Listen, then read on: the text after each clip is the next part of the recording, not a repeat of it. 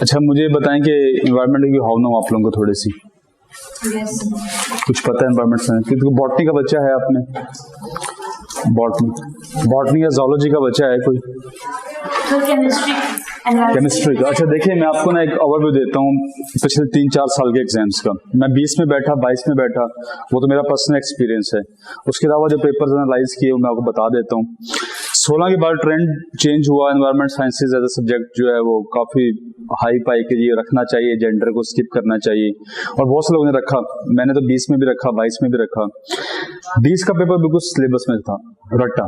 Simple बात करें, Rio summit 1992 का, उसके ऊपर नोट लिखें, एयर पोल्यूशन, यूट्रिफिकेशन क्या होती है, ये डिफोरेस्ट्रेशन क्या होती है। 22 में झटका दिया उसने। झटका कैसे दिया? बज़ाहिर ऐसे लगता है कि पेपर सिलेबस का वाला था ही नहीं, ठीक है, बज़ाहिर की बात कर रहा हूँ। और वैसे था, मतलब थोड़ा इन डेप्थ जाएं तो आपको अंदाजा होगा कि वो पेपर वाला ही था, मतलब सब सिलेबस वाला ही। अब उसमें था क्या? Basic concepts. मतलब कि पहला सवाल जो आया एनवायरमेंट साइंसेस का वो ये था कि इकोसिस्टम पे क्या इम्पैक्ट होता है अगर टॉप कंज्यूमर्स जो हैं उनकी पॉपुलेशन डिक्लाइन कर जाए, कॉर्निवोर्स जो हैं, ठीक है, टॉप कॉर्निवोर्स जो हैं, अगर उनकी पॉपुलेशन डिक्लाइन कर जाए तो इकोसिस्टम पे क्या इफेक्ट होगा। अब किसी किताब में मौजूद नहीं, सवाए 7वीं 6वीं की किताब साइंस के, उसमें क्या था? फूड चेन, फूड वेब, आप फैमिलियर होंगे। दरख्त, बकरी, शेर, सबने पढ़ा है, मुझे अब तक याद है। और उसी से आपको ड्राइव करना है पूरा कॉन्सेप्ट, लेकिन जाहिर है 20 नंबर पे लिखना जरा मुश्किल होता है, ठीक है। फिर उसने सवाल कहा जी एयर पोल्यूशन के ऊपर नोट लिखें। बायोम्स में आते हैं, एग्जैक्टली, इकोसिस्टम पे, कोई भी इकोसिस्टम, वो लैंड इकोसिस्टम हो, वो एयर का इकोसिस्टम हो, कुछ भी हो, एक इकोसिस्टम अगर मौजूद है तो उसके अंदर क्या इफेक्ट आएगा। अब आपको तो पता है बायोम्स पे आते हैं, मुझे सिर्फ वो 3 चीजें पता थी, शेर, बकरी और। मैंने एक बुक पढ़ी, डैनियल बॉटकिन की बुक थी, ठीक है, environmental sciences, earth has a living planet. उसके अंदर उसने मेरे ख्याल में 36 के साथ 37वां सफा था, इकोसिस्टम को बड़ा अच्छा एक्सप्लेन किया हुआ था कि भाई उसमें होता क्या है, बायोकेमिकल प्रोसेसेस क्या होते हैं, जियोग्राफिकल चेंजिंग्स क्या होती हैं, और फ्लो ऑफ एनर्जी, ठीक है, फ्लो ऑफ एनर्जी क्या होते हैं। मैंने वो कैसे तैसे करके उसको 7-8 सफ़ों पे जो है वो डायग्राम्स बना के उसको मैंने फाइंड आउट, और मेरा अच्छा हो गया, अच्छा पेपर हो गया, मतलब ठीक है, क्वेश्चन अच्छा हुआ। उसके बाद सवाल आया जी इन्वायरमेंटल इम्पैक्ट्स जो हैं सी पैक के पाकिस्तान के ऊपर, उसको एनालाइज करें। किसी किताब में मौजूद नहीं, ठीक है। अब इन्वायरमेंटल इम्पैक्ट्स क्या हो सकते हैं सी पैक के? जर्नल ऑब्जर्वेशन की बातें कि भाई जब आप कोई सी पैक बना रहे हैं, रोड्स बना रहे हैं, ठीक है, डिफोरेस्ट्रेशन, दरख्त काटने पड़ेंगे, उसके बाद अर्बनाइजेशन होगी, ठीक है, लोग जहाँ जहाँ पे मतलब वो मतलब डिसलोकेट होके लोग आएंगे, या वो बड़े शहरों का रुख करेंगे जहाँ पहले कंजेशन है, या लोग कहीं छोटे गांव में से उठ के सी पैक के करीब करीब इलाकों में आएंगे तो क्या होना शुरू हो जाएगा? कंजेशन। उसके बाद इंडस्ट्रियलाइजेशन, इंडस्ट्रियल प्रोजेक्ट्स बहुत से लगेंगे, और पर्टिकुलरली जो पावर प्लांट्स लग रहे हैं कोल बेस्ड, आपने देखा होगा थर्मल पावर प्लांट लगा, अभी रिसेंटली 1230 किलोवाट का जो है वो पावर प्लांट लगा था इसके अंदर साहिवाल के अंदर, ठीक है, और वो कोल फायर्ड था क्योंकि उसमें कोयला डाला जाएगा। उससे इन तमाम चीजों से हो क्या रहा है? एनवायरनमेंट क्या हो रही है? इफेक्ट हो, और पर्टिकुलरली क्या होगा? अल्टीमेटली हम कहाँ जाएंगे? ग्लोबल वार्मिंग की तरफ। फिर जब आप गवादर पोर्ट बनाएंगे, नो डाउट कि वो एक हेल्दी प्रोजेक्ट है इकोनॉमिकली, आपका वो आएंगे, शिप्स आएंगे, वहां पे ट्रांसफ्यूलिंग होगी, ट्रांसशिपमेंट, लेकिन जिस इलाके में वो सारा स्ट्रक्चर बनेगा वहाँ मैरीन लाइफ की हद तक डिस्टर्ब होगी। वहाँ जो मछलियाँ हैं, जो मैरीन लाइफ है, जो मैंग्रोव्स हैं, वो तमाम चीज़ें क्या हो जाएंगी, आपको एलिमिनेट करनी पड़ेंगी। अब मैरीन लाइफ बहुत बड़ा एक सोर्स है कार्बन को डंप करने का या स्टोर करने का, ठीक है। मैंग्रोव्स जो है बहुत बड़ा सोर्स है कार्बन को डंप करने का या स्टोर करने का, ठीक है। उससे सारों से क्या होगा? अल्टीमेटली जो है वो हमारा जो बैलेंस है एनवायरनमेंट का वो डिस्टर्ब होगा, और डिस्टर्ब होने के बाद global warming, then climate change, और क्लाइमेट की चेंज के बाद को पता ही है कि फिर क्या होता है, इंटेंस वेदर्स, ठीक है, बहुत कुछ चेंज होता है। तो ये पूछना चाह रहा था, 20 नंबर का सवाल किसी किताब में मौजूद नहीं, ठीक है। तो लेकिन अच्छा पढ़ा हो, मेरा यही मानना है कि अच्छा पढ़ा हो तो मार नहीं पड़ती। मतलब कहते हैं वो नसीबों हारा हुआ बंदा, वो अलग बात होती है कि आप क्लिक ही नहीं कर पाए चीज को, या आपने मतलब नहीं समझ पाए, अंडर प्रेशर चले गए, नर्व्स पे कंट्रोल नहीं रहा, और ऐसे पेपर में होते हैं। मैं खुद पैनिक हुआ, सच्ची बताऊं, मैं खुद थोड़ा सा पैनिक क्यों हुआ, बड़ा ऊंचा सोचा हुआ था कि जनाब बॉटकिन आएगा, फलां चीज आएगी, इकोलॉजिकल रिस्टोरेशन आएगा, मैं जो है ना ऐसे तैसे कराऊंगा पेपर की, ठीक। लेकिन जब एकदम पेपर आया 20 नंबर का पोल्यूशन का सवाल, यार ये क्या हो गया।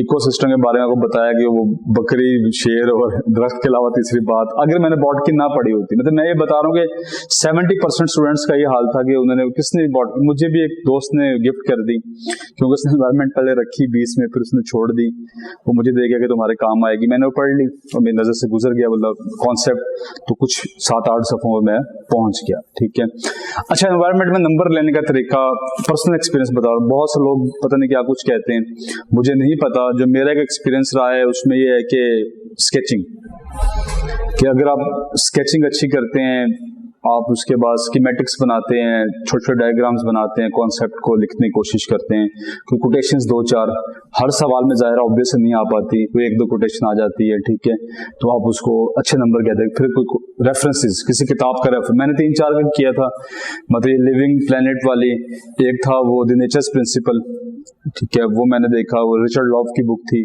द नेचर्स प्रिंसिपल, तो उसने 3-4 मैंने याद किए हुए थे। कुछ कोटेशंस कंजर्वेशन पे, वेल्डन लियोपोल्ड की याद है मुझे अभी भी, conservation is a state of harmony between man and environment, ठीक है, तो उस तरह चीजें याद की हुई थी।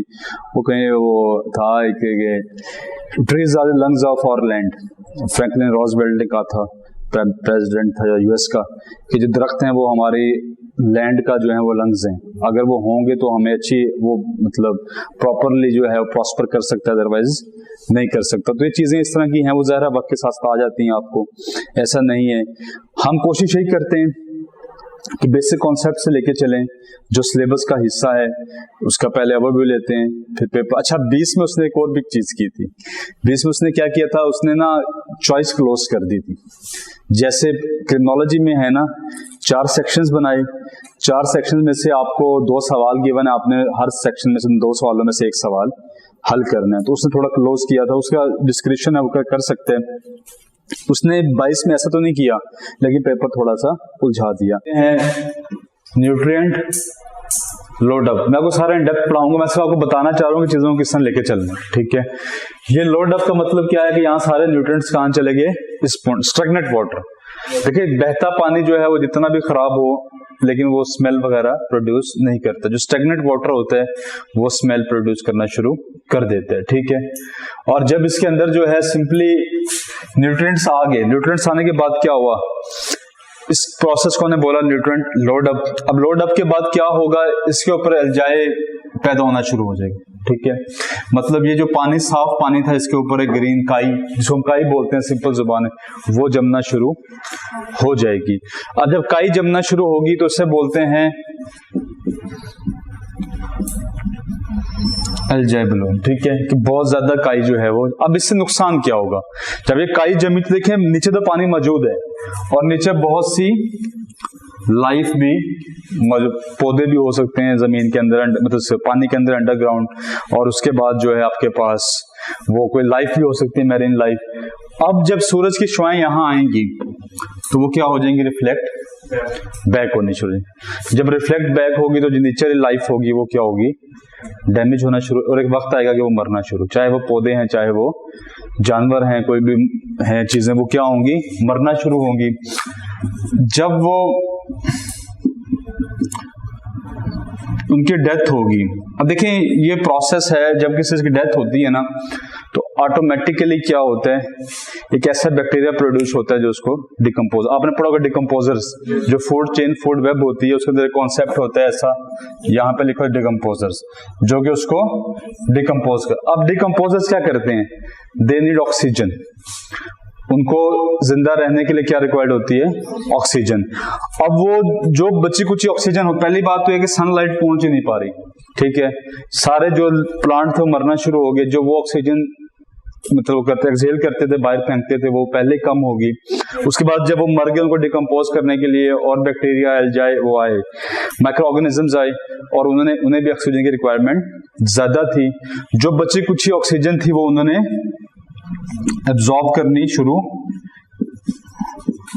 कर दी। उससे क्या होगा, एक वक्त आएगा कि जो हमारा ये पॉन्ड होगा, जो स्टैग्नेंट वाटर होगा, वो कंप्लीटली डिप्लीट ऑफ क्या हो जाएगा, ऑक्सीजन। ऑक्सीजन बिल्कुल क्या हो जाएगी, खत्म हो जाएगी और किसी तरह की लाइफ फिर यहाँ पे एग्जिस्ट नहीं कर सकेगी। ये सारा प्रोसेस जो स्टेजेस हैं इसे क्या बोलते हैं, यूट्रोफिकेशन। अब सिंपली बात क्या हुई कि न्यूट्रिएंट्स का लोडअप या एक्सेसिव अमाउंट में न्यूट्रिएंट्स का किसी भी जो है वो वाटर बॉडी का हिस्सा बन जाना जो कि उसके इकोसिस्टम को डैमेज कर सकती है। ये सवाल है जी 10 नंबर का। अब देखिए इतनी लंबी तमहीद आप बांधेंगे, कहानी सुनाएंगे सारी, हो सकता है वो ना पढ़े। मुझे कल टीचर में उनका पढ़ा था जी, वो मतलब बड़े मशहूर टीचर हैं सीएसएस के, और वो कह रहे थे कि एक एग्जामिनर से मेरी बात हुई सीएसएस का, जनरल साइंस एबिलिटी का, और वो कहता है जी मैं 15 सेकंड में एक पेपर चेक करता हूँ, कि मैं एक पेपर जो है वो 15 से 20 सेकंड में चेक करता हूँ। तो जाहिर है 15 से 20 सेकंड में पेपर तो नहीं पढ़ता वो। और अगर कॉन्सेप्चुअली क्लियर है और आप एक बेहतरीन से डायग्राम बनाते हैं स्टेप वाइज, तो मैंने रफ्स बनाई ना, स्टेप वाइज बनाते हैं, तो मेरे ख्याल में उसके लिए इनफ है, उसके लिए समझना चाहिए। और आपका पेपर की प्रेजेंटेशन भी क्या होगी जरा अच्छी। लेकिन यहां तक पहुंचने के लिए क्या है, कॉन्सेप्चुअली स्ट्रांग होना। तो कॉन्सेप्ट्स क्लियर हो, किसी भी एंगल से सवाल आए आप उसको हल कर सकते। पाकिस्तान में बड़े मशहूर है जी, मतलब वो मुझे हलेजी लेक है शायद सिंध के अंदर, ठीक है, मुझे उसका सही नाम भूल रहा है, ये स्पेलिंग है जी HALEGJI सिंध के अंदर। और ये मतलब वर्ल्ड रिनाउंड लेक है फॉर यूट्रोफिकेशन, कि इसके अंदर इतनी ज्यादा वो है एल्जाई ब्लूम कि आहिस्ता आहिस्ता मैरीन लाइफ जो है वो खत्म। अब आपने कलर का हार वाली देख लें आप, कभी आपको इत्तेफाक हो कलर का हार जाने का। मैं 7-8 साल बाद गया हूँ अभी रिसेंटली, पिछले हफ्ते मेरे मतलब बदन लॉ की वहां पे सिस्टरों की वो हुई, ट्रांसफर हुई, तो मैं गया देखने के, वैसे उनको मिला, मैंने देखा। मैं 7-8 साल पहले गया था जब मैंने FSC की, और हमारा टूर गया, ट्रिप गया था, और इतनी खूबसूरत लेक थी वो, मतलब वहां पे वो पौधे वगैरह भी बड़े, और उसके बाद डक्स वगैरह और बोटिंग वगैरह, अब कुछ भी नहीं। मेरे से लंबे लंबे बल्कि और लंबे लंबे वो खड़े हुए हैं उसके अंदर, वो झाड़ियां सी, और ऐसे काई, ये मतलब यूट्रोफिकेशन की वजह से क्या हुआ पड़ा है, सारे झील जो है वो तबाह होगी।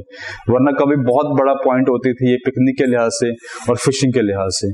तो इस तरह की ये हलेजी लेक है, आई थिंक मतलब यही है बल्कि सिंध के अंदर, और वर्ल्ड रिनाउंड लेक है because of the phenomena of eutrophication. कितनी ज्यादा इसके अंदर हो चुकी है कि अब हो सकता है कि हम इस चीज को जल्दी अचीव कर लें कि वहां पे कोई भी लाइफ पॉसिबल, तमाम दरख्त जितने भी उसके अंदर अंडर वाटर पौधे वगैरह हैं वो सब मर जाएं और मेरीन लाइफ ना होने के बराबर हो जाए। ठीक हो गया। तो ये चीजें हैं जिसके अंदर अब ये सारी, उसके बाद सिंपली एयर पोल्यूशन में सवाल आता है, वही cause effect solution. Noise pollution में आता है cause effect solution, land pollution में आता है कॉज इफेक्ट सोल्यूशन। 20 में आया सवाल, सीधा सवाल आया लैंड पोल्यूशन का, कि लैंड पोल्यूशन क्या है, right a comprehensive note on land pollution. अब लैंड पोल्यूशन क्या होती है, क्यों होती है, उसके असरात क्या होते हैं, आपके पास क्या विजिबल सोल्यूशन है या एक प्रैक्टिकल सोल्यूशन है उसको ओवरकम करने के लिए। ठीक है, तो वो हम एक आदमी पढ़ेंगे, उसके तरह से बाकी सारे देख लीजिएगा, और कॉज इफेक्ट तकरीबन मिलते जुलते ही उसके होते हैं। ठीक है, तो इसके बाद जो सेकंड पोर्शन है हमारे पास वो है हिस्ट्री ऑफ एनवायरमेंट साइंसेज, कि एनवायरमेंटल साइंसेज की हिस्ट्री क्या है। ठीक है, या एक जो मतलब एनवायरमेंट को कब से जो है वो एक आप कह लें इंपॉर्टेंस देनी शुरू की गई एज अ सब्जेक्ट या एज अ प्रैक्टिस, कि पहले कोई एनवायरमेंट पे फोकस नहीं था, या शायद पहले नेचर जो है वो बैलेंस रखती थी, फिर हमने जो है इम्बैलेंस शुरू किया। आप कह सकते हैं अर्ली 1800s इंडस्ट्रियल रेवोल्यूशन के व्हील की इन्वेंशन के बाद हमने तबाह दे, कहते हैं ना वो कि एनवायरमेंट तबाह दे, तो हमने एनवायरमेंट की तबाही फेर दी। और वो तबाही कैसे फेरी, जाहिर है एक नेचुरल बैलेंस था, उस नेचुरल बैलेंस को डिस्टर्ब किया। जब डिस्टर्ब किया तो अल्टीमेटली हमें उसके कॉन्सिक्वेंसेज जो है वो फील होना शुरू हो गए, और एक वक्त आया कि रियलाइज किया गया कि इसके बाद अगर हमने स्टेप्स ना लिए तो हम लोग डिफॉरेस्टेशन की तरफ जा सकते हैं। 1920 इससे पहले थ्योरीज में था, छोटा मोटा, मतलब कि नेशनली इंटरनेशनली जो है उसको वर्थ नहीं दी गई। हाँ, मतलब इंडिविजुअल बेसिस पे, ये WWF का नाम सुना होगा आपने, ठीक है, world wide wild life fund जो है हमारे पास, ठीक है। इसके बाद एल्डर लियोपोल्ड की एक वो थी विल्डरनेस सोसाइटी, ठीक है, नॉट इन माई बैकयार्ड, निम्बे के नाम से वो मैंने याद किया, नॉट इन माई बैकयार्ड। कूड़ा अक्सर ऐसा होता है, फिर वो पिंडों में, शहरों में भी होता है, खैर वो शॉपर बांध के ऐसे फेंक देते हैं पिछले घर में, कहते हैं देखी जाएगी, कौन सा पता चलना कहाँ से आए हैं, आंटियां करती हैं ऐसा। तो अब वो उस पर एक स्टार्ट हुई कि नॉट इन माई बैकयार्ड, के ऐसा नहीं करोगे, अपने घर का कूड़ा उठा के मेरे बैकयार्ड में फेंक दो, बल्कि हर एक को अपनी रिस्पॉन्सिबिलिटी। अब ये इंडिविजुअल था। अब दो तरह के थे इसमें जी, कंजर्वेटिव्स, ठीक है, कंजर्वेशनिस्ट और प्रोटेक्शनिस्ट। कुछ कहते थे कि जो बचा है उसको प्रोटेक्ट किया जाए, या हम लोग जो है कोशिश करें कि एनवायरनमेंट को प्रोटेक्ट किया जाए। जो कंजर्व करने वाले तो कहते थे नहीं, जो हो चुका नुकसान उसको भी हमें कंजर्व करना चाहिए, ताकि हम लोग किसी तरीके से उसको। अब जो इंटरनेशनली या ऑफिशियली 1972 के अंदर सबसे पहले जो है एक कॉन्फ्रेंस बुलाई गई, ठीक है, UNCH, United Nations conference on environment, ठीक है। अब वो क्या थी, वो सिंपली ये थी कि रियलाइज किया जाए कि एनवायरनमेंट जो है वो डिस्ट्रक्शन की तरफ जा रही है और हमें स्टेप्स लेने चाहिए। उसके बाद जो सबसे बड़ा मतलब ब्रेक थ्रू आया वो आया 1992 में, रियो समिट, ठीक है। रियो समिट पहला इंटरनेशनल ऐसा वो था, इवेंट था, जहां पे दुनिया से वर्ल्ड लीडर्स आए और उन्होंने सीरियसली डेलिब्रेट करना शुरू किया कि यार हमें थोड़ा सा जो है एनवायरनमेंट को फोकस करना चाहिए, और उसमें कुछ आउटकम्स आए। एजेंडा 21, ठीक है, रियो डिक्लेरेशन, और उसके बाद जो है आपके पास Rio declaration 20 points agenda. 20 points agenda क्या था, क्या करना चाहिए, क्या नहीं करना चाहिए। फिर एक बनाएगा United Nations environment protection fund, कि सबसे पहले दुनिया के उसके ऊपर जो है एक इंटरनेशनली एफर्ट की गई, कोई ऐसा फंड बनाया जाए कि जो तमाम कंट्रीज मिलके आपस में कोऑर्डिनेट करें और पैसे, जो डेवलप्ड कंट्रीज हैं वो पैसा उसमें जमा करवाएं और पूरी दुनिया में एनवायरनमेंट के लिए काम किया जाए। और 1992 के बाद फिर हर 10 साल बाद ये समिट होते रहे। 2002 में हुआ, फिर 2012 में हुआ, फिर उसके बाद जो है सिंपली हमारे पास पेरिस अकॉर्ड, सबने नाम सुना होगा 2015 का, और उसके बाद ये एक इंटरनेशनल इशू बन गया और सब बहुत से कॉन्फ्रेंसेस होती रही। हम वो तमाम पढ़ने की कोशिश करेंगे कि 1972 फिर एक बड़ा मशहूर है our common future, Brundtland report, ठीक है, सस्टेनेबल डेवलपमेंट। पहली दफा दुनिया के अंदर ये नाम इस्तेमाल किया गया, सस्टेनेबल डेवलपमेंट। 1987 के अंदर यूनाइटेड नेशंस ने, वो था मतलब गुरु हेल्म, नॉर्वे का प्राइम मिनिस्टर था, एक्स प्राइम मिनिस्टर, उसकी हेल्मशिप के अंदर एक कमेटी बनाई गई जिसने क्या वर्क करना शुरू किया कि एनवायरनमेंट को कैसे प्रोटेक्ट किया जाए। और उन्होंने एक टर्म इस्तेमाल की, जिसे बोलते हैं सस्टेनेबल डेवलपमेंट, कि जो भी डेवलपमेंट है वो सस्टेनेबल हो। ऐसा नहीं है कि आप इंडस्ट्री लगाई जा रहे हैं लेकिन आप दरख्त काटे जा रहे हैं। आप पैसा तो बहुत कमा रहे हैं, अब इंडस्ट्रियलाइज नेशन के अंदर तो आना शुरू हो गए हैं, लेकिन आपके एनवायरनमेंट क्या होने शुरू हो गए, सारी डैमेज होना शुरू हो गई है। तो सस्टेनेबल डेवलपमेंट क्या है, पूरा सेक्शन है इसके ऊपर, एक सेक्शन 3 जो है, ठीक है, जो हमारा सेक्शन 3 है वो सारा गिर्द घूमता है सस्टेनेबल डेवलपमेंट के होती क्या है, कैसे अचीव की जा सकती है, इकोनॉमिक डेवलपमेंट क्या होती है, सोशल डेवलपमेंट क्या होती है, और उसके बाद फाइनेंशियल डेवलपमेंट क्या होती है, और इन तमाम को मिल मिला के जो चीज बनती है वो हमारे पास क्या है, सस्टेनेबल डेवलपमेंट। और हम उसको ज़्यादा देखेंगे, उसकी स्टेजेस हैं 3, वो स्टेजेस क्या हैं, कैसे अचीव होती है। फिर बड़ा चला कि जी सस्टेनेबल डेवलपमेंट गोल्स जो हैं कब अप्रूव हुए थे जी, सितंबर 2015 के अंदर जो है फिर यूनाइटेड नेशन के अंडर लोग बैठे, पूरी दुनिया से वर्ल्ड लीडर्स बैठे और उन्होंने प्लेज किया कि हम 17 डेवलपमेंट गोल्स लेके आएंगे, जिसमें उसमें है मतलब नो हंगर, कोई किसी किस्म की जो है वो हंगर नहीं, no poverty, zero hunger, well being, industrialisation, और उसके बाद तमाम ये चीजें जो है हमारे पास 17 वो डेवलपमेंट गोल्स थे। अब सवाल आया 19 के अंदर कि मिलेनियम डेवलपमेंट गोल, MDGs जो थे जो 2000 में आए, 2000 के अंदर 15 साल के लिए आए, 2000 से लेके 2015 तक। अब वो डेवलपमेंट गोल क्या थे? वो 7 गोल्स थे कि जो हमने अचीव करने हैं 15 साल के अरसे के अंदर। अब उसमें वही था, एनवायरमेंट फ्रेंडली होने चाहिए, ड्रिंकिंग वाटर होना चाहिए सबके पास सेफ, हेल्थ फैसिलिटीज होने चाहिए सबके पास, क्लाइमेट एक्शन के ऊपर फोकस करना चाहिए। 2015 में एक्सपायर हो गए। उसने कहा जी एनालाइज करें कि आपको क्या लगता है उसका सक्सेस क्या थी, उसका फेल्यूर क्या था, ठीक है। उसके बाद 2015 से 2020 2030 के अंदर इन गोल्स को 17 कर दिया गया और इनको नाम क्या दिया गया? सस्टेनेबल डेवलपमेंट गोल्स, ठीक है। 169 टारगेट रखे गए जी इसके अंदर कि इस 15 साल के अरसे में जो है वो 169 टारगेट्स जो है, टारगेट्स क्या है? सिंपली यही है कि कोई हंगर ना हो जी, कोई गरीब ना रहे, कोई भूखा ना सोए, ठीक है। कमर्शियल सुनते रहते हैं आप, तो कोई भूखा ना सोए, ठीक है, सुपर वालों की ऐसा ही है ना, मुझे भी याद है ऐसा नहीं।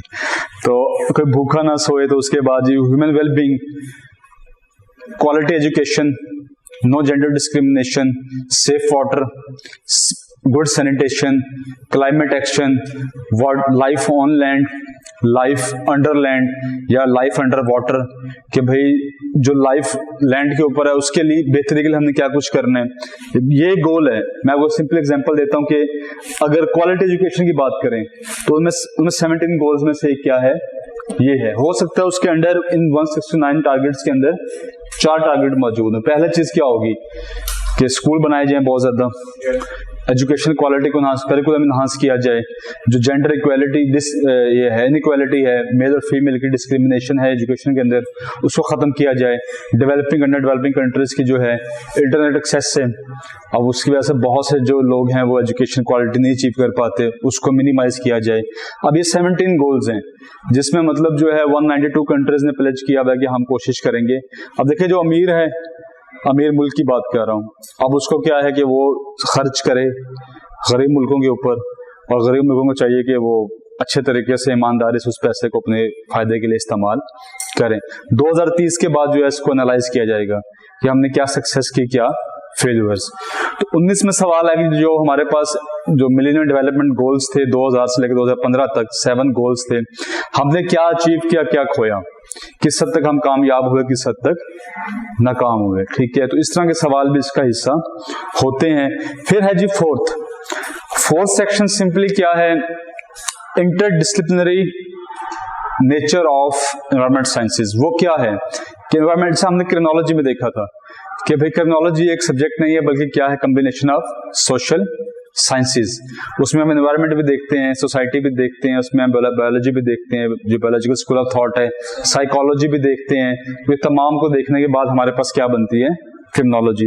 अब एनवायरनमेंट साइंसेज में ऐसा क्या कुछ है कि जो बाकी सब्जेक्ट्स के अंदर और एनवायरनमेंट साइंसेज के अंदर कॉमन है? अब इसमें बड़ा सवाल आया एनवायरमेंटल टॉक्सिकोलॉजी। टॉक्सिकोलॉजी क्या होती है? टॉक्सिकोलॉजी सिंपल बात करें तो केमिकल्स को स्टडी करना, जिनके हार्मफुल इफेक्ट्स होते हैं उनको स्टडी करना। और 21 में सवाल आया एक डोज रिस्पॉन्स रिलेशनशिप, 20 नंबर का सवाल जी पूरा। डोज रिस्पॉन्स रिलेशनशिप क्या होते हैं? बहुत से लोगों ने नहीं पढ़ा हुआ था, अगर मैं भी होता मैंने भी नहीं पढ़ा हुआ था, ठीक है। तो किसी किताब में मौजूद नहीं है। जो हमारे पास किताब है, आपके पास एनवायरमेंट साइंसेज की बुक होगी इमरान बशीर साहब की, सस्ती और अच्छी किताब है, मतलब बिगिनर्स के लिए वो अच्छी है, जहांगीर टाइम्स की है, इमरान बशीर साहब ने लिखी हुई है। और चंद किताबों में तो जहांगीर टाइम की चंद किताबें जो अच्छी किताबें उनमें से एक है, ठीक है, इमरान बशीर साहब की। लेकिन अनफॉर्चुनेटली 22 के पेपर में से कुछ भी इमरान बशीर में से नहीं था, सच्ची बता रहा हूं। मैंने इमरान बशीर 4 दफा पढ़ी, और अगर मैं इमरान बशीर के आसरे पर रहता तो मैं इमरान खान वाला साहब होता है मेरा, ठीक है। तो लिहाजा मैंने बस पढ़ ली, अल्लाह की तरफ से एक हो गया कि मेरे ज़हन में बात आ गई। जैसे मेरे करंट अफेयर स्ट्रॉन्ग थे, करंट अफेयर क्यों स्ट्रॉन्ग, डॉन शॉन पढ़ के जो है करंट अफेयर स्ट्रॉन्ग थे, तो मुझे वो चीज़ें पता, बकरी याद थी, मुझे शेर याद था, दरख्त याद था बचपन वाला, तो फायदा हो गया। तो फिलहाल के लिए आप ले लें जी बुक, वो बेशक आप उसे गो थ्रू करें चीज़ें। उसमें ये थोड़ा कंपाइल्ड डाटा है, आप वो जब कंपाइल्ड डाटा पढ़ेंगे ना, तो मैंने जो बुक है जिसमें मैंने बहुत चीज़ें लिखी, मैं आपको दिखा दूंगा, फिर आप कोशिश कीजिएगा उसको वैसी किताब बनाने की ताकि आप अच्छे से चीजों को कर सकें। सेक्शन 4 में जी ये आ गया कि इन्वायरमेंट का और केमिकल या केमिस्ट्री का आपस में क्या ताल्लुक है, इन्वायरमेंटल साइंसेज का या इकोनॉमी जो इकोनॉमिक्स है आपस में क्या, इकोनॉमिक्स से क्या ताल्लुक है जी, इकोनॉमी का और इन्वायरमेंट का क्या ताल्लुक है आपस में? सर अगर इन्वायरमेंट डिग्रेड होता जाएगा तो आपको उसको ओवरकम करने के लिए ज्यादा खर्च करना पड़ेगा या ज्यादा इन्वेस्ट करना पड़ेगा, या डिजास्टर आएंगे तो आपका इकोनॉमी डैमेज होगी। कभी कभी इकोनॉमी अच्छी हो जाती है तो इन्वायरमेंट पोल्यूशन होती है ना, जिस तरह इंडस्ट्री होगी तो इकोनॉमी तो अच्छी होगी लेकिन पोल्यूशन जो एग्जैक्टली देखिए कि मतलब सिंपली कि अगर आप इकोनॉमिकली स्ट्रांग होना चाह रहे हैं, फर्ज करें ठीक है, आप इंडस्ट्री लगाते हैं, बहुत कुछ करते हैं, या आप सिंपल बात करते हैं, आप कहते हैं कि यार मेरे पास 3 बाइक हैं घर के ऊपर, घर में ठीक है, तो मुझे खर्चे पाने की जरूरत है, अच्छा खाना है, मैंने एसी लगवाना है, फर्ज किया आप कहते हैं मैंने एसी लगवाना है, मैं तीनों बाइक बेच देता हूँ, आप तीनों बाइक बेच के एसी लगवाते हैं, अब आप सारा दिन एसी में तो बैठे रहते हैं, लेकिन जब बाहर निकलना होता है तो कोई बाइक नहीं देता मांगने पे भी आपको क्या करना पड़ता है, फिर एसी बेच के बाइक लेना पड़ता है ठीक है। अब ये क्या हुआ कि आप एक दफा तो ठंडी हवा में बैठ लिए, लेकिन उसके बाद आपको जरूरत पड़ गई और जिस चीज की जरूरत पड़ी वो आप खुद अपने हाथ से, मतलब कि एक फायदे के लिए एक नुकसान करना, सिंपल बात करें कि एक चीज का फायदा ले रहे हैं लेकिन दूसरी तरफ आप अपना नुकसान भी कर रहे हैं, इस चीज को बचाने के लिए आपको क्या करना पड़ता है, ये है सस्टेनेबल डेवलपमेंट, कि आप वो काम करें जो इकोनॉमिकली भी सस्टेनेबल हो, जो सोसाइटी में भी एक्सेप्टेबल हो और जो है आपके एनवायरनमेंट को भी इम्पैक्ट ना। ये 3 डायमेंशंस हैं सस्टेनेबल डेवलपमेंट। 20 का सवाल जी कि सस्टेनेबल डेवलपमेंट की डायमेंशंस क्या हैं, तो ये 3 डायमेंशंस हैं कि जो काम करें फाइनेंशियली वाइबल हो, ठीक है, आप उसको मतलब ये कर सकते हो, फाइनेंशियली प्रॉब्लम नहीं आना चाहिए, इन्वायरमेंटली फ्रेंडली हो कि इन्वायरमेंट में जो है वो फ्रेंडली बिहेव करे, और सोशली एक्सेप्टेबल हो गए, सोशली वो क्या हो सबके लिए एक्सेप्ट। अगर ऐसा प्रोजेक्ट है जिसमें इसको बोलते हैं 3 बॉटम लाइन 3BL, कि 3 बॉटम लाइंस क्या हैं, ये 3 बॉटम लाइन ये हैं कि अगर ऐसा प्रोजेक्ट होगा जो तीनों चीजों को फुलफिल करे तो वो क्या है, सस्टेनेबल। अगर ये नहीं है तो वो सस्टेनेबल नहीं, ठीक है। तो सेक्शन 4 में यही है जी, ये इंटरडिसिप्लिनरी जो आपस में ताल्लुकात हैं, और तो बच्चे बहुत से बच्चे चॉइस पे छोड़े, मेरे उस्ताद मोहतरम ने मुझे कहा 20 के अंदर के चॉइस पे छोड़ दो, और मैंने छोड़ दिया, और डोज रिस्पॉन्स रिलेशन आ गया। मैं आपको बताऊंगा क्या होता है डोज, अनफॉर्चुनेटली हमारी किसी किताब में मौजूद नहीं है, जो मैंने पढ़ी खासकर एनवायरनमेंट की उसमें तो नहीं था, कि एक डोज है, मतलब वो मुझे नाम भूल गया उनका, शायद पेरस्टस को नाम है, इस तरह कुछ उनका नाम है, वो जो कोई ऑथर हैं, उन्होंने लिखा था कि the dose differentiate between a remedy and poison, कि एक डोज जो है वो डिफरेंशिएट करती है कि जो आप चीज ले रहे हैं वो रेमेडी है या पॉइजन। मतलब आपको पता है जी कि पूरी दुनिया के अंदर स्नेक का पॉइजन जो है वो इस्तेमाल होता है फॉर मेडिकल ट्रीटमेंट, कि उसको प्रोसेस किया जाता है, और उसके बाद अब हो सकता है कि आपके वो सिरप के अंदर मौजूद है, आपको डॉक्टर ने कहा 1 चम्मच पीना है, आप 4-5 पी गए, हो सकता है उस बीमारी से मरे ना, वैसे बंदा बेचारा जो है वो ज्यादा पीने से जो है वफात पा जाए। इसका मतलब क्या है कि वो डोज है जो डिफरेंशिएट करिए बिटवीन पॉइजन या रेमेडी, कि एक वही चीज जो आप ज्यादा खा लें हो सकता है वो आपके लिए क्या बन जाए, जहर बन जाए, और वही चीज आप अगर बैलेंस्ड मैयट क्वांटिटी में खाएं तो वो क्या हो आपके लिए शिफा का वो बन सकते, अक्सीर बोलते हैं इसको शायद शिफा के उसको, ठीक है। तो ये है जी कॉन्सेप्ट। अब उसका ग्राफ बनता है, हम ग्राफ को जाहिर है कॉन्सेप्ट में देखेंगे। 5वां कॉन्सेप्ट है जी इनिशिएटिव्स, ग्लोबल इनिशिएटिव्स क्या लिए गए। एक तो हिस्ट्री आ गई ना, जो ने डिस्कस की कैसे ओरिजिनेट हुआ, कि प्रोटेक्शनिस्ट और कंजर्वेटिव्स जो थे, कंजर्वेशनिस्ट जो थे, उनके दरमियान एक डिबेट स्टार्ट हुई 1974-72 में जो है वो, फिर हमारे पास पहला वो आया, एक समिट हुआ, फिर 1987 के अंदर अब कॉमन रिपोर्ट आई फ्यूचर की, फिर 1992 में रियो समिट हुआ, और उससे अब तक जो है हम लोग एक कॉन्टिन्यूसली एक साइकिल में चल रहे हैं कि हर साल, हर 2-4 साल बाद जो है एक समिट होता है, एक दुनिया के वर्ल्ड लीडर्स बैठ के आपस में इस चीज पे फोकस करते हैं कि एनवायरनमेंट को कैसे बचाया जाए, ठीक है। अब ग्लोबल इनिशिएटिव्स क्या लिए गए कि जब वो वर्ल्ड लीडर बैठ गए, उसके बाद ऐसा क्या आया कि जिसने एनवायरनमेंट को इम्प्रूव करना शुरू किया। आपने बड़ा पढ़ोगे मॉन्ट्रियल प्रोटोकॉल। मॉन्ट्रियल प्रोटोकॉल कब आया था? 1987 में। 1987 में क्यों आया? मॉन्ट्रियल प्रोटोकॉल था क्या?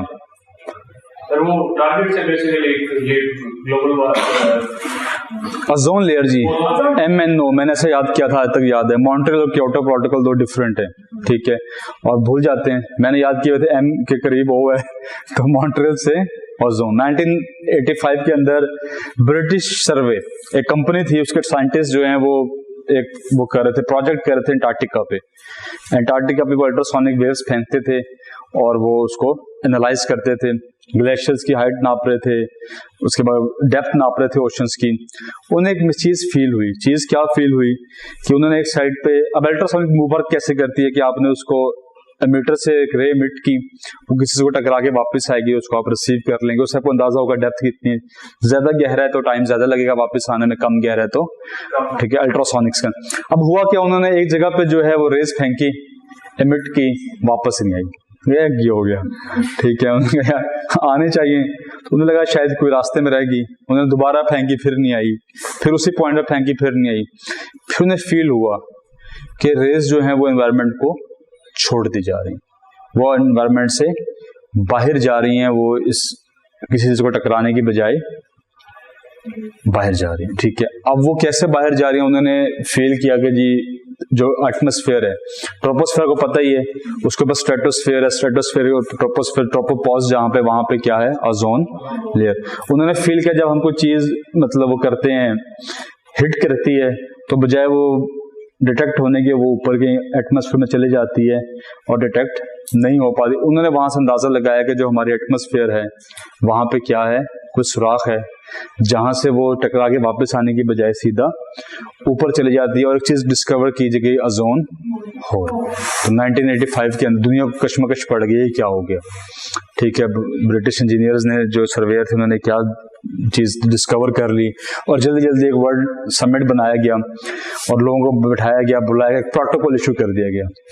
प्रोटोकॉल क्या होता है, United Nations framework on climate change convention क्या होता है, UNFCC बड़ा मशहूर है, ठीक है। UNFCC क्या है, United Nations framework convention on climate change. Framework क्या होता है, प्रोटोकॉल क्या होता है, एग्रीमेंट क्या होता है, अकॉर्ड क्या होता है, इसमें कौन कौन से स्टेप्स इन्वॉल्व होते हैं, ये हमारा सेक्शन 6 है जी। कि नेगोशिएशन क्या होती हैं। अब ऐसा नहीं होता कि आपने बैठे वो बनाया कि जी हमने क्योटो प्रोटोकॉल लेके आना है। ये क्योटो प्रोटोकॉल कब आया, 1997 में, बात समझ रहे हैं कि 1997 में लोग बैठे, उन्होंने कहा यार को काबू करना चाहिए। क्या काबू करना चाहिए, ग्रीन हाउस गैसेस को, ठीक है। कार्बन डाइऑक्साइड, मीथेन, तमाम गैसेस वो हैं जो कि हीट ट्रैपिंग गैसेस हैं और हीट को ट्रैप कर सकती हैं, इसको रोकना चाहिए। अगर ना रोका तो क्या होगा, हमारे एनवायरनमेंट सारी डैमेज होगी, जो हमारा अर्थ का सरफेस टेम्परेचर है वो बढ़ना शुरू हो जाएगा। क्योटो प्रोटोकॉल 1997 में, इन्फोर्स कब हुआ, 2005 में, बात समझ रहे हैं। सब ने कहा कि हाँ ऐसा करना चाहिए, जिसमें घरों में भी कहना हाँ करांगे, तो फिर प्लान होते होते या तो बिल्कुल ही रह जाता है, या 6-7 साल उसको कहा कहते मर ही जाएंगे, सारे कदम इकट्ठे हो गए, कहते हाँ जावांगे इंशाल्लाह, अल्लाह खैर करसी, और इकट्ठे होते होते आपको 1997 में प्रोग्राम बना, 2005 में आप लोग के ऐसे ही है। इसका मतलब यही हुआ ना कि आपने सोचा, ये बनाया प्रोग्राम, ये इनफोर्स हुआ 2005 में। क्यों हुआ, ये कुछ टर्म्स एंड कंडीशंस होती हैं। अब क्या किया गया, 1997 में प्लेज, उससे पहले कहीं बात सोची गई कि ऐसा कुछ होना चाहिए जो कि ग्रीन हाउस गैसेस को रोक सके। उन्होंने कहा ठीक है जी, प्रोटोकॉल आ गया कि हमें ये करना चाहिए, हम जो इस प्रोटोकॉल के जरिए बातें हैं वो हम मानेंगे। अब प्रोटोकॉल ओपन कर दिया गया, आपको कहा गया कि अगर आप इसको फॉलो करते हैं आपको ये फायदे हैं, अगर आप फॉलो नहीं करते ये नुकसानात हैं, और आप ओपन है जी, आप इसको जो है ना चेक करें क्या करना चाहिए। फिर उसमें नेगोशिएशंस भी होती हैं, चेंजिंग्स भी ला सकते हैं, सारे इंटरनेशनल ऑथर्स बैठे, इंटरनेशनल जो मतलब वो हैं कंपिटिटर्स हैं या पार्टिसिपेंट्स हैं वो बैठे, और उन्होंने उसमें चेंजिंग्स करने के बाद एक होता गया कि सब ने जो है उसको एक्सेप्ट कर लिया। आपने कहा जी 50%, अगर 200 लोग हैं, अगर 100 लोग जो है वो कहते हैं कि ठीक है इसको वो करना चाहिए, तो हम इसको एक्सेप्ट कर लेंगे। जब 100 लोगों ने एक्सेप्ट किया, वो क्या हो गया, इनफोर्स हो गया। वो इनफोर्स कैसे हो गया कि पूरी दुनिया को अब उसको फॉलो करना पड़ेगा। उसके अलावा बहुत से समिट्स आए, बहुत से एग्रीमेंट्स हुए, साइट्स है, साइट्स वो है जी आपके पास एंजेंडर्ड स्पीशीज का कन्वेंशन ऑन द मतलब जो है illegal trade off gendered species क्या होती है? ऐसी स्पीशीज, कोई भी चीज जो कि नायाब हो चुकी होती है। जैसे हमारे मुल्क के अंदर अब जो पोलर बियर है, ठीक है, वो नायाब हो चुके हैं। अब वो ऐसा नहीं है कि हर बंदा उठा के फिरता रहे, उसके लिए उसकी जो ट्रेड है, उसको रखने का तरीका है, उसके लिए बहुत से पैरामीटर्स हैं कि आपको लाइसेंस चाहिए, आपको बहुत से रूल्स फॉलो करने, आप इलीगली ट्रेड नहीं कर सकते उन चीज़ों को। ये तमाम चीज़ें क्या हैं इसके अंदर आती हैं, तो हम इसको देखेंगे आहिस्ता आहिस्ता चीज़ों को। उसके बाद लास्ट वन जी, last section madam, last section क्या है? मेरे ख्याल में ना एनालिसिस है, अगर सिंपल बात करें, ठीक है, कि वो जो सबमिट्स आ गए, जो कुछ हो गया, उसके बाद इन्वायरमेंट का जो असेसमेंट है, जो मैनेजमेंट है, वो क्या है कि आपने तमाम कुछ कर लिया, आपने उसके बाद क्या करना है? असेसमेंट करनी। ये ना आपको चीज फर्ज करें कारोबार स्टार्ट करते हैं, आप कहते हैं मैंने ये टर्म्स एंड प्रिविलेजेस, मैंने इतने पे सेल लगानी है, इस आइटम पे इतने परसेंट सेल, पे इतने परसेंट सेल, फिर क्या होते हैं? फिर आप साल के एंड पे देखते हैं कि यार क्या फायदा हुआ, क्या नुकसान हुआ। ये जो है EIA, इन्वायरमेंटल इम्पैक्ट असेसमेंट। अब क्या किया गया? डॉक्यूमेंट्स प्रोड्यूस किए गए। कि डॉक्यूमेंट्स कैसे प्रोड्यूस किए गए? जिस तरह आपने उसका नाम सुना होगा, ISO स्टैंडर्ड्स, सुना नाम? Yes. कभी नहीं सुना मैडम? सही प्रोडक्ट्स पे लिखा होता है ISO स्टैंडर्ड्स 14001, नहीं पढ़ा? 14003। बहुत से कॉस्मेटिक्स के ऊपर है भाई, कैसे नहीं पढ़ा आपने? नहीं पढ़ते? लैक्मे वगैरह नहीं यूज करते मैडम? अच्छा चलें फिर अभी। हाँ, जितने इंटरनेशनल ब्रांड्स होते हैं ना, अभी ये क्या ISO क्या है? ISO इंटरनेशनल स्टैंडर्ड ऑर्गेनाइजेशन के स्टैंडर्ड्स मेंटेन किए गए हैं, कि जो कंपनी बहुत अच्छी है। इन्वायरमेंट की बात करता हूँ मैं, ISO 14000 जो है वो फैमिली है स्टैंडर्ड्स की, जो इन्वायरमेंट को डील करते हैं। मैं फर्ज करें कहता हूँ कि आपके मतलब घरों में कुछ घरों में होता है ऐसा, पता नहीं आपका क्या सूरत हाल है, एक आंटी बड़ी सुगड़ होती है, ठीक है, वो क्या है? ISO स्टैंडर्ड्स हैं। वो जिस घर में जाती हैं वहां पे कोई ना कोई या वॉशरूम चेक करती हैं या किचन चेक करती हैं, या कहते हैं कि टेबल बहुत गंदा है, तो आपको फलां कैटेगरी में रखा जाता है, ठीक है। अब ISO स्टैंडर्ड्स क्या है कि उन आंटी के मुताबिक जो स्टैंडर्ड है, कि सफाई का स्टैंडर्ड क्या है, खाना पकाने का स्टैंडर्ड क्या है, तमीज तहजीब का स्टैंडर्ड, सुगड़पन का स्टैंडर्ड क्या है, ठीक है, ये तमाम चीजें क्या हैं अब ISO स्टैंडर्ड्स के अंदर डील की जाती हैं। और ISO एक ऑर्गेनाइजेशन बनाई गई। इसका मकसद क्या था? कि कुछ स्टैंडर्ड्स बनाए जाए जो पूरी दुनिया में क्या हो, एक जैसे एप्लीकेबल हो, ठीक है। एनवायरनमेंट के स्टैंडर्ड्स आए ISO 14000 फैमिली के, एक फैमिली बनाई गई, एक मतलब क्या कह लें डॉक्यूमेंटेशन की गई, और उससे बहुत से स्टैंडर्ड्स रखे गए। फर्ज करें मैं कहता हूं आपको 14001, ये क्या है जी? सेफ्टी का स्टैंडर्ड। अब देखिएगा बहुत से आप अच्छे सीमेंट खरीदे, मैं आपको अपना बताता हूं, मैं सीमेंट में जॉब करके आया हूं। सीमेंट का जो गट्टू होता है ना, उसके ऊपर ये मोहर लगी होती है ISO स्टैंडर्ड्स की। अब ISO स्टैंडर्ड क्या है? ये हर बंदे को नहीं मिलता, ऐसा नहीं है कि हर बंदे को मिल गया।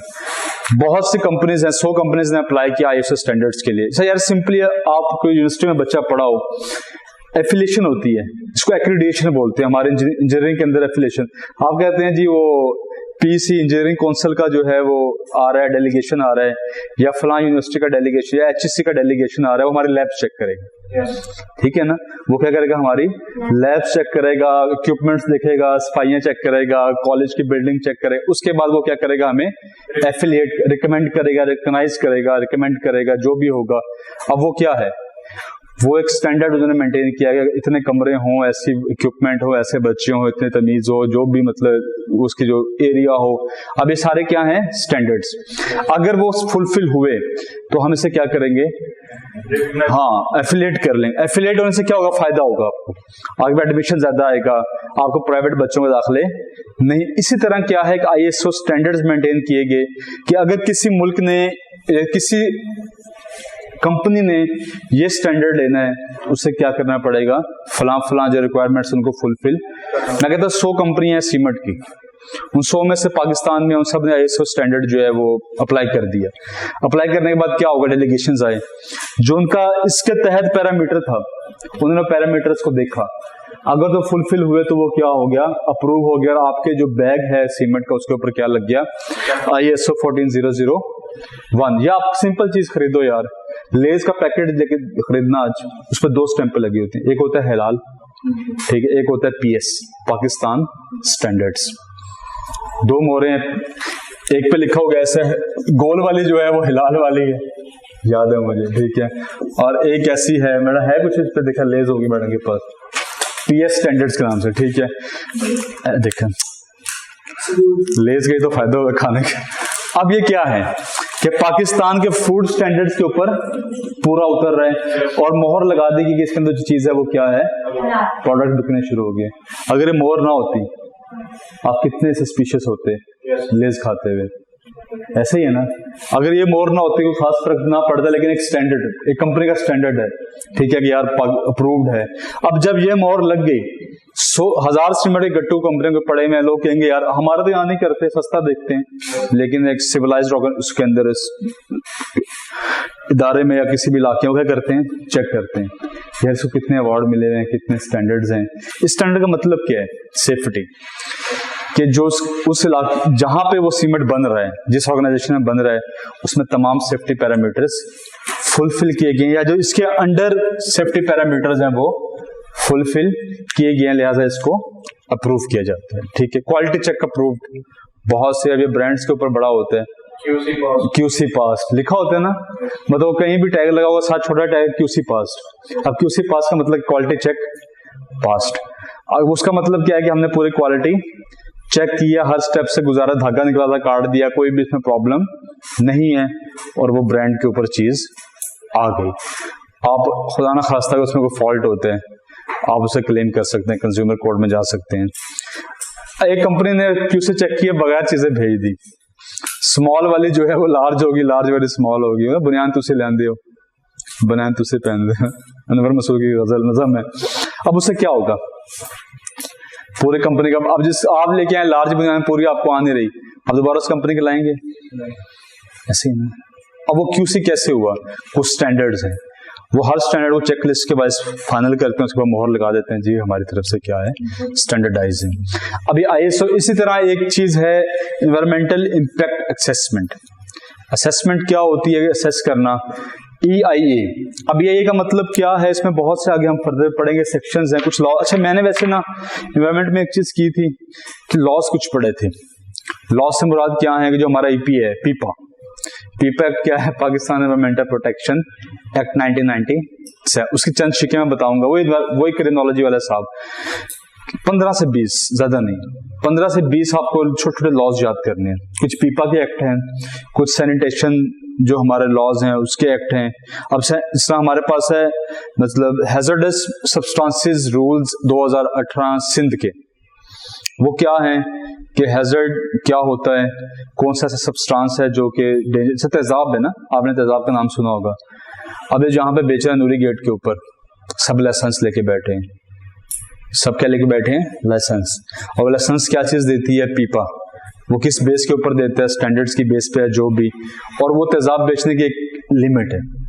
ऐसा नहीं है कि आप बहुत तेज तेजाब भी बेच, वो क्या होता है, डिस्टिल्ड, या सिंपली बात करें तो डिजॉल्व, कि उसमें पानी जो है, पानी जो मिक्स होता है कि इतना हो गया जो छोटे मोटे कामों के लिए इस्तेमाल हो जाए, तो बैटरी में डालने के लिए। ऐसा नहीं है कि वो जो असल एसिड होता है उसके ऊपर वो काम।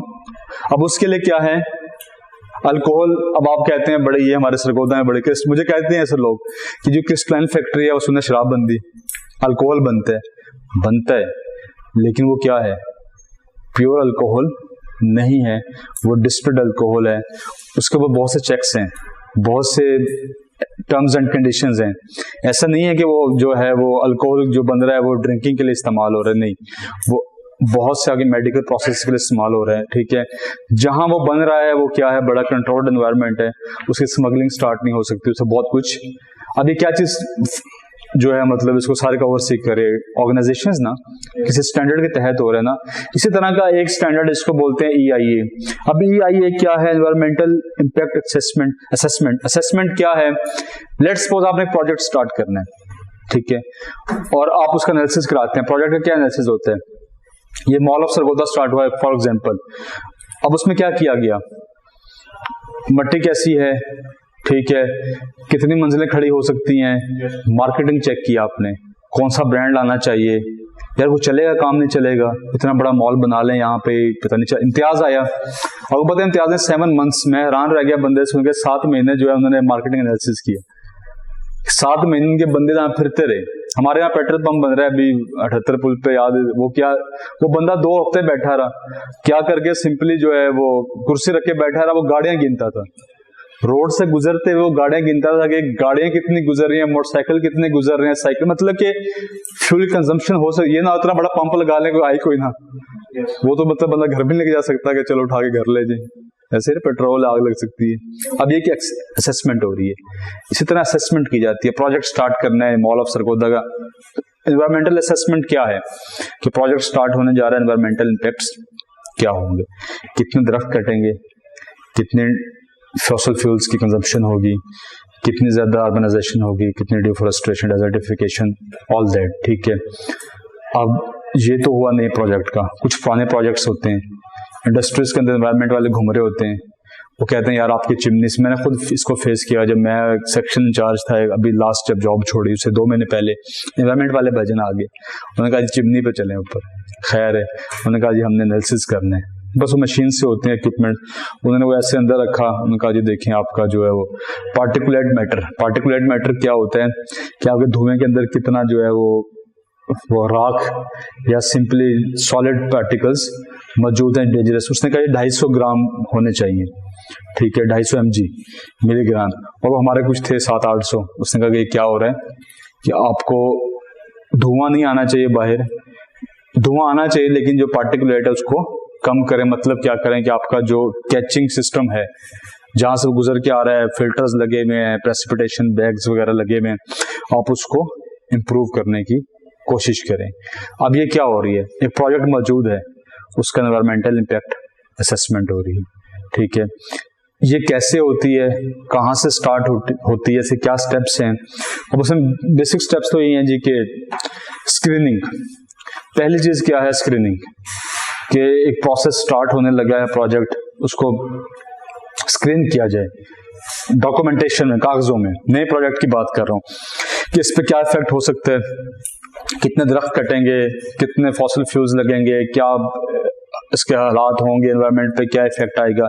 उसके बाद क्या होगा, स्कोप में कैटेगरीज हैं, स्कोप ए, स्कोप बी, स्कोप सी, हम पढ़ेंगे किस स्कोप की इंडस्ट्री, कहते हैं ए क्लास प्लाजा बन रहा है, बी क्लास प्लाजा बन रहा है, सी क्लास प्लाजा बन रहा है, डी क्लास बन रहा है, या मुंडो नहीं बनता पे, ठीक है। अब वो क्या है, ए स्कोप का मतलब क्या है कि हो सकता है कि जो उसकी रेंज हो, फर्ज करें वो कहता है जी अगर आप 100 दरख्त, मैं एक एग्जांपल दे रहा हूं कि एक प्लाजा छोटा बनने से 100 दरख्त कटते हैं, ये स्कोप क्या है, एक स्कोप से कैटेगरी है, अगर 200 कटते हैं ऐसा कैटेगरी बी, सी कटते हैं कैटेगरी सी, ठीक है, और सो ऑन। अब इसको डिफाइन किया जाता है जो प्रोजेक्ट स्टार्ट होने जा रहा है वो किस स्कोप का, वो किस कैटेगरी के, उससे कितना एनवायरनमेंट को नुकसान हो सकता है।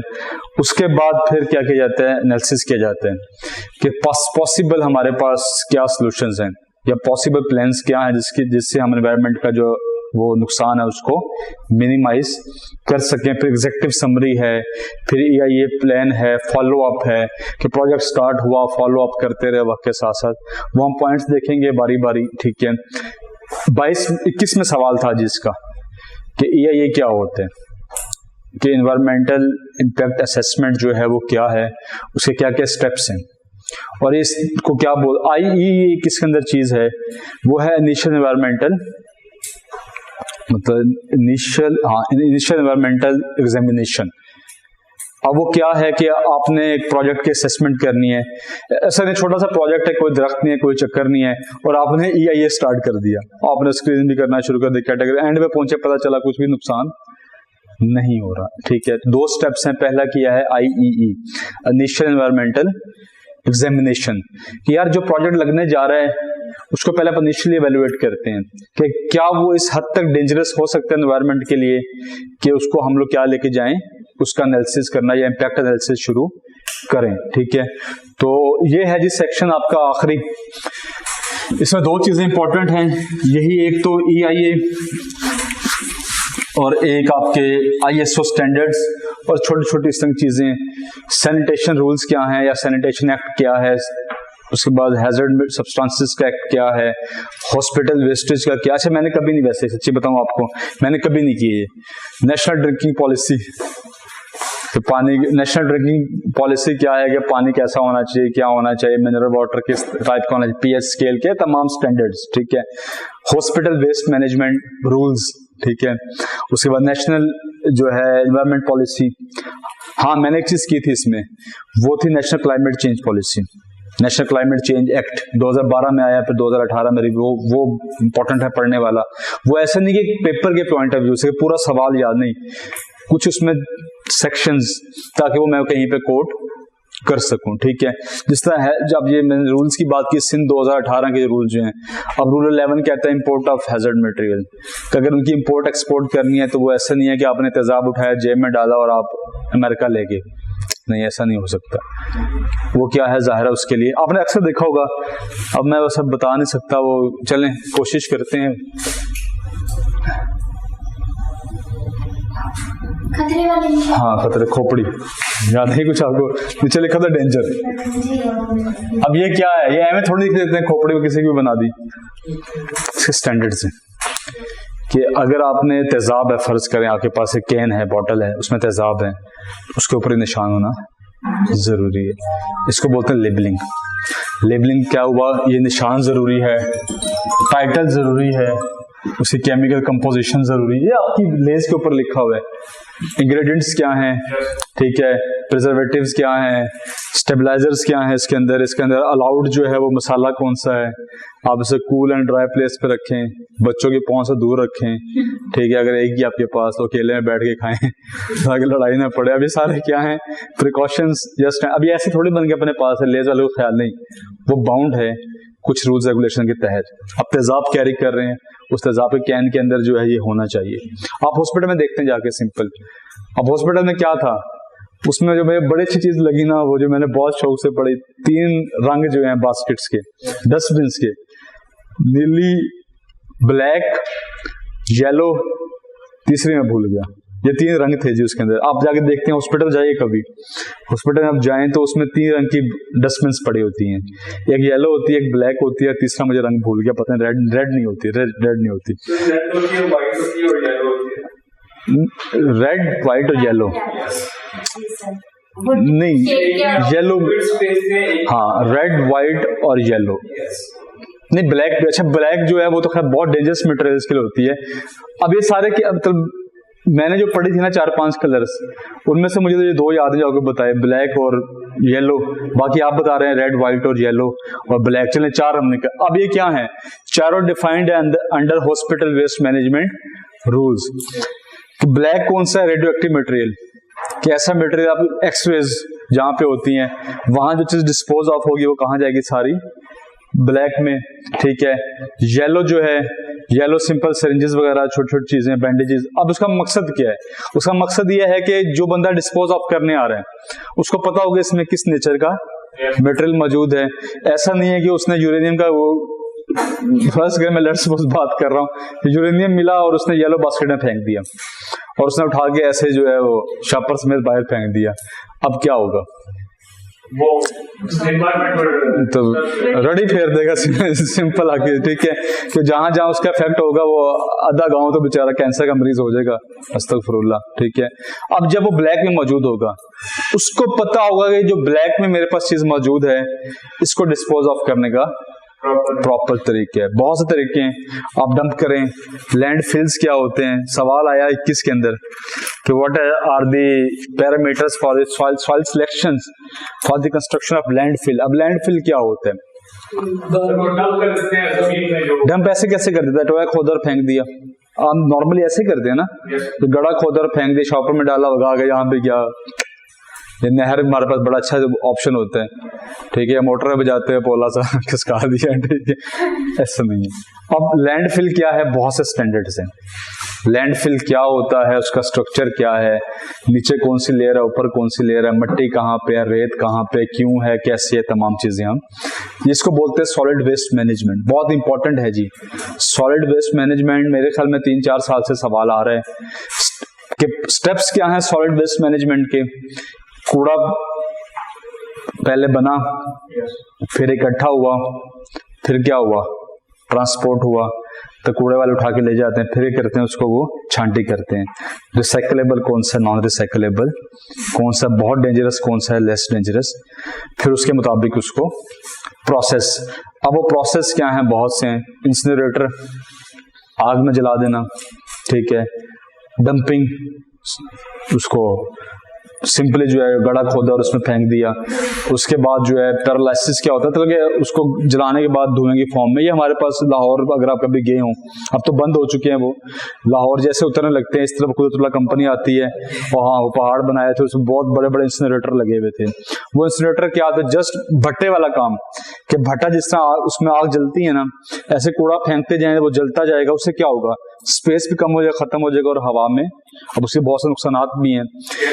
एग्जैक्टली एयर पोल्यूशन हुई, लाहौर में देखते हैं जो हालात हैं स्मोक के। फिर उसके बाद क्वालिटी, वो थोड़ी चीज आती रही, वर्मी कंपोस्टिंग। वर्मी कंपोस्टिंग क्या है, कीड़े मकोड़े इसमें छोड़ दो, अब वो खुद से पैदा हो जाते हैं, कुछ आपने छोड़े, उन्होंने क्या किया, उसको डिकम्पोजर्स वाली बात। उसके बाद फिर एक प्रोसेस है लैंड फिलिंग। लैंड फिलिंग ये हमारा जिस सरगोदा का मौजूद है झाल चक्कियां के पास, ऑल दो स्टैंडर्ड का तो नहीं है, तो कॉर्पोरेशन का है, लैंड फिलिंग साइट है। लैंड फिलिंग क्या होती है कि गड्ढा बना के प्रॉपर कुछ उसके प्रोसेसेस होते हैं, कुछ लेयर्स, बेड्स बनाए जाते हैं ताकि पानी नीचे ना जाए, कौन सा मटेरियल कहाँ पे कितने अरसे के लिए डिस्पोज ऑफ करना है, ये तमाम चीजें जो है हम इसको देखने की कोशिश करेंगे। तो ये है जी EIA कि EIA क्या है, इन्वायरमेंटल इम्पैक्ट असेसमेंट। इससे पहले क्या होता है अगर IE के अंदर बात आए कि यार इस प्रोजेक्ट का नुकसान इतना हो सकता है कि उसको हमें खातिर में लाना चाहिए, तो फिर हम कहाँ जाते, जो कि एक्सटेंसिव प्रोसेस है। इसके बहुत से टर्म्स एंड कंडीशंस हैं, डाटा कलेक्शन क्या है, टेस्टिंग क्या है, स्क्रीनिंग क्या है, स्कोप क्या है, टर्म ऑफ रेफरेंसेस क्या है, फॉलो अप क्या होते हैं, नए का क्या है, पुराने, ये वर्क किसके के अंदर करते हैं।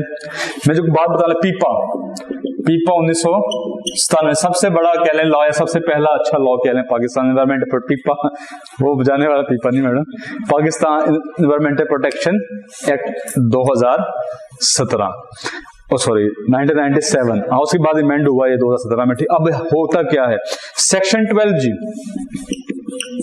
इसका सेक्शन 12 फर्ज करें, वो करता है कि क्या बात कि हर प्रोजेक्ट से पहले क्या होना चाहिए, उसका IEE। और अगर IEE कहता है कि इसके जो इम्पैक्ट्स हैं वो इस हद तक हो सकते हैं कि नुकसानदेह हो सकते हैं, तो फिर उसको क्या होना चाहिए, एनवायरमेंटल इम्पैक्ट असेसमेंट, उसके क्या स्टेप्स हैं, क्यों हैं, कैसे। अच्छा, उसके बाद एक और ट्रेंड चला कि उसने करंट अफेयर में से सवाल देने शुरू कर दिए। सेक्शन 4 आखिरी चौथा सवाल जो था ना, right a short note on the following, उसने दिया मतलब उसके मुझे सुपर फंड क्या था, UNF क्या था, मतलब ये छोटी छोटी बातें पूछना शुरू कर दी। मैंने 22 के लिहाज से याद किया मायावाकी आपने पढ़ा होगा कि फॉरेस्टेशन कि बड़ी रैपिड फॉरेस्टेशन है। मायावाकी एक बोटानिस्ट था जिसका जापानीज, और उसने जो है उसको सिंपली वो किया। तो ये तमाम चीजें हैं। मायावाकी क्या होता है, स्मार्ट फॉरेस्टेशन क्या होती है, और आजकल सरगोदा पाकिस्तान में पहला बन रहा है शेखुपुरा के मकाम पे स्मार्ट फॉरेस्ट। तो ये तो ओवरव्यू था, आज अंदाजा हुआ चीजों का आपको। तो कल से इंशाल्लाह फॉर्मली स्टार्ट करते हैं इसको फिर।